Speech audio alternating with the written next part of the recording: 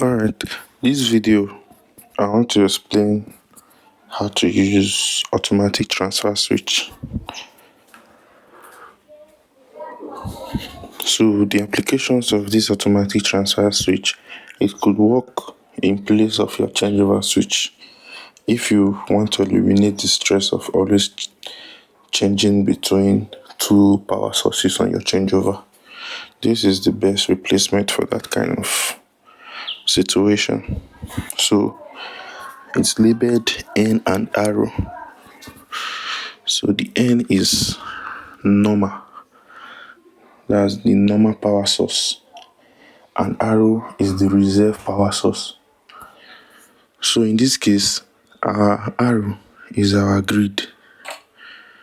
We're using the grid as our arrow, and this power station is our normal power.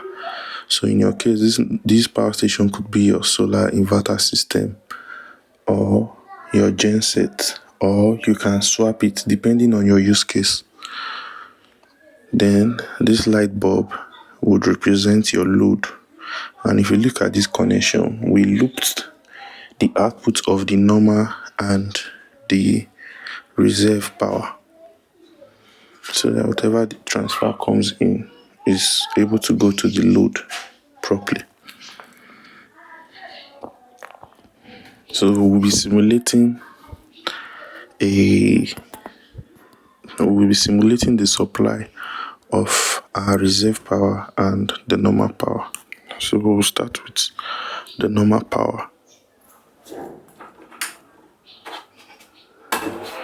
So now our normal power is on, but it takes some time for it to boot. This is the pathway of flow of normal power to our load. Our normal power is flowing through this wire to this terminal and supplying our load. Now, the normal power is our main power source. Even when the reserve power is on, it would not go to the reserve power, except the normal power is no longer available. So this is the normal power, the reserve power, sorry to say. Now when I turn off the normal power, it will come to the reserve power. It will transfer the power to the load from the reserve power.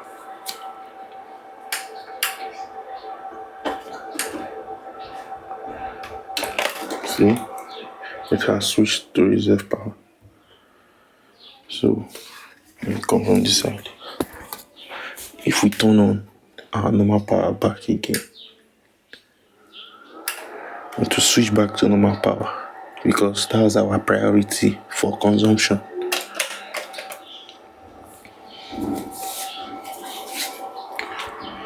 Now note, normal power is the power source that is cheaper for you to run, that is cheaper for you to